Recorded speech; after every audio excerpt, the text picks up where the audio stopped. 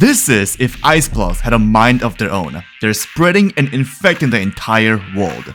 This time, I've made a glass-only world to see what it looks like from the inside. And as you see, the ice blocks are spreading in a sphere pattern. This is oddly satisfying. Slight modification. I've made the copper blocks spread and weather as the time goes on. This is a really satisfying effect. And when they fully weather, they revert back to the original block. This is a skull catalyst, and when a mob dies near it, it spreads skulls. But what if I make this 1,000,000 times stronger? 3, 2, 1, bam! Watch how the skull catalyst is infecting this entire world relentlessly. This time, I've made myself decay blocks. The closer I am, the faster they will decay. This is me plowing through the Minecraft flat world, destroying it. This is what happens if the block that spreads to the left meets with the block that spreads to the right.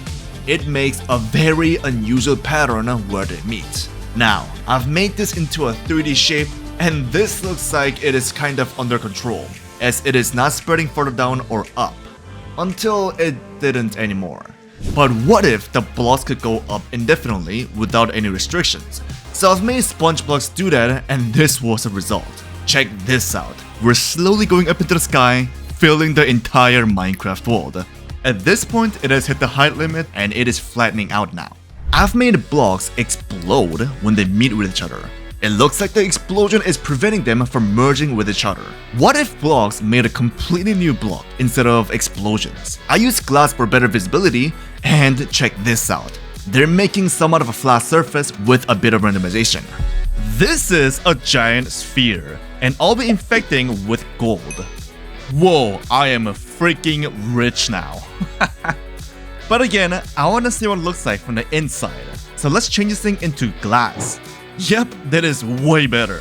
I love how the infection looks like a sphere taking over a bigger glass sphere. Satisfaction score 8 out of 10. But what if I try the same thing with water? Whoa! So as soon as the water infects the sphere from the left to the right, it is starting to drip down, making this really cool effect. So that time, I've tried it from the side. So what if you tried it from the top? So the water is able to infect the sphere from the top, but because the water is flowing downwards, it was pretty easy for the water to infect the entire sphere. But instead of the water flowing downwards, what if it flowed up? Yep, so I've made the water flow upwards somehow, some way. So the sphere is still getting infected by the water block, but not as fast as a previous attempt. You can compare side by side with the previous attempt right here. So as you see, the left one where the water flowed down is way faster than the right one where the water flowed up, by like 2 times. This is circular water in real life. Now, let's say your device overheats right now. Well, I would just put in the water to cool it. Bruh, it ruined this tablet. That was a really stupid idea. But this is a tablet that has liquid in it for cooling. Yes, because it has liquid metal in it paired with an internal fan. This is the Red Magic Astra, the mini gaming tablet. The cooling fan is needed to cool this stupid powerful chip, the Snapdragon 8 Elite. I guarantee there won't be any lags playing your favorite games. I put Minecraft's vibrant visual graphics to max and still super smooth gameplay.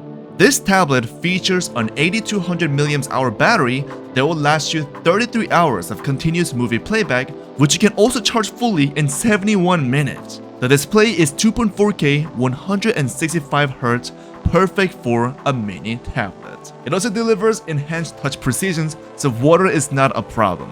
If you want something that is bigger than your phone, but also lighter than a tablet, this is perfect for you. I think this will last you for at least 5 years. Check it out down below. It is cheaper and faster than its competitors. Thank you Red Magic for sponsoring this video. So we're gonna be coming back to this block spreading a bit later because this got me thinking, what if I try this thing in the overworld? Okay, so we're in a newly loaded chunk, and as you see, the ocean is forming a very interesting pattern. I honestly have no idea why Minecraft does this, but it is pretty cool to look at. I've made the water blocks flow even faster and be able to switch direction on demand. which means I can make this water block flow back down in 3, 2, 1, and check this out. It looks like I have just reversed the clip, but if you look carefully, you should be able to tell the difference when the water goes up versus when the water goes down. I've just filled the sky with lava blocks, and we'll be seeing what happens if the water that flows up meets with the lava that flows down. This looks like the world is slowly ending with all the lava rain coming down from the sky. I honestly cannot believe what I'm seeing right now because this isn't something you see every day. I thought the water would overpower the lava because it is a faster flowing liquid. But to my surprise, the lava and water were equally strong for some reason and they have crisscrossed each other's space. At this point, I decided to make the water start spraying to lava because I thought it would be pretty fun to watch, and yes, the entire world has turned into water. Call me crazy, but I've also made the water be able to flow sideways, just like this. It feels like we have flipped the world 90 degrees because the water is flowing to the side. So what if the sideways flowing water meets with the lava? I've put the water ball on the left side and it will be flowing to the right. But there's a catch. The lava will try to stop the water from flowing. Since the lava is a slower moving liquid, I've made the lava stretch far more than the water, so it has a chance to stop the water from flowing to the right side. The result? It was pretty interesting, because the water flowed a lot faster than what I expected. So I made the lava flow a bit faster, but I don't think it is possible to stop the water from overflowing, because the water made a ramp using the lava right here, and it still flowed regardless. And it was spewing out from the side as well. So I made the lava thicker to prevent the water from spewing out, but still, no luck. The water has overpowered the lava. This time, the water and lava will be flowing sideways, but at a 90-degree angle. Looks like the water is a bit stronger. So I've made the lava spread 2 times faster. However, the result was pretty surprising because the water has still overtaken the lava. But I did find out why that was happening, because the lava couldn't spread into the water, but water could spread into the lava. So I made lava be able to spread to water and water be able to spread to lava. So now they're able to spread to each other pretty much. But the water was still stronger compared to the lava. And then I thought, what if I crank up the lava strength just by 2%? Just from the 2% increase of the power for the lava was able to have a fair fight with the water. Additionally, here is another thing I found interesting. So this is what happens if you make 2 different blocks spread to each other. When they meet, their border becomes more and more ambiguous because the blocks spread to each other's territory. But the reason why it didn't happen with the water and lava is because they were constantly flowing to each other, preventing the other blocks from spreading into their territory. So I've made the water blocks flow back up and make the lava blocks flow sideways and make them flow to each other. Let's make the gaps a bit smaller. It definitely disturbed the flow, but the water was still way too powerful. What if I make the gaps almost non-existent? Whoa, the water has overpowered the lava, but the lava still managed to go around the water. Wait, random thought. What if I make water blocks heavy? So I've made just that. I've made it so that the water blocks are heavy so they slowly sink to the ground. Whoa, this is pretty cool. Okay, now, let's watch the entire ocean getting sunken into the ground. This is something you will only see on this channel, I'm telling you. I've made blocks move around and dig the earth like snakes, or more like worms. Actually, I've also made it so you can choose a material as well. So right now, we have a magma snake destroying and eating away the entire world. I wasn't joking around when I said you can make these into any blocks, because this snake is made up with bird trap doors. And yes, I can summon as many snakes as I want until my game starts lagging. This is probably the biggest snake I could make without the game lagging. Pretty freaking insane if you ask me. This is a lava snake, and I think this has to be the coolest material you can make a snake out of. And then I thought to myself, what if I make the lava infinitely spread? So as you see, whenever this lava snake touches the ground, it starts infecting the world with lava. I think this is pretty satisfying. Going back to those spreading blocks, this time I've made a sponge block spread. So as you see, the sponge block is spreading through the zigzag pattern. we're gonna be spreading glowstone from the bottom of this giant contraption. And why glowstone, you may ask? Well, it's because they glow and glowing stones are pretty cool. I love how the glowstone is slowly infecting the bottom part of the spiral and slowly spiraling up. It is really satisfying and mesmerizing at the same time.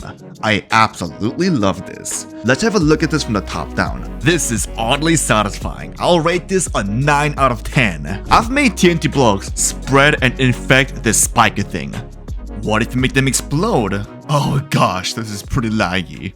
Wait, remember the time when I made TNTs not lag at all when they exploded? Yeah, I'm gonna try to code that from my memory and see if it works. These are 100,000 TNTs, and as you see, we're experiencing 0 lag because my code works. Whoa, so cool, bro. So let's try that again, but with even more spikes, and this time it'll be spreading even faster. Okay, this is really freaking cool, and it looks like we've unintentionally infected the ground as well. But that is not a problem because I don't think my code is gonna be having a problem exploding all these TNTs, and I wasn't wrong because as you see, these TNTs are exploding without any problems. This is if grass blocks jump towards the right side of the screen, but they're not just jumping. If you look closely, they're actually finding holes to get into if they can find a hole. I've made this go on for an hour straight, and this was the aftermath. Look at all these blocks piled up here. What if the ground just starts growing as if it's alive? Well, I've made just that. Yeah, so this was the first iteration and it looked like so I recoded this time and this looks so much better and actually satisfying as well. I can actually have more than one of this, so I made 3 this time. I love how these giant blobs just take over the entire Minecraft world slowly. So I tried this in the overworld, and as you see, it is lifting a part of the river, making the water flow downwards. I realized trying this in the flat world without any grass blocks gave it a cleaner look. So lastly, here are some more videos you may enjoy. Or this is where you go if you wanna check out the mini Red Magic Astra tablets. And yes, even if you want a bigger tablet or gaming smartphones, yes, they still have them. Thank you for watching.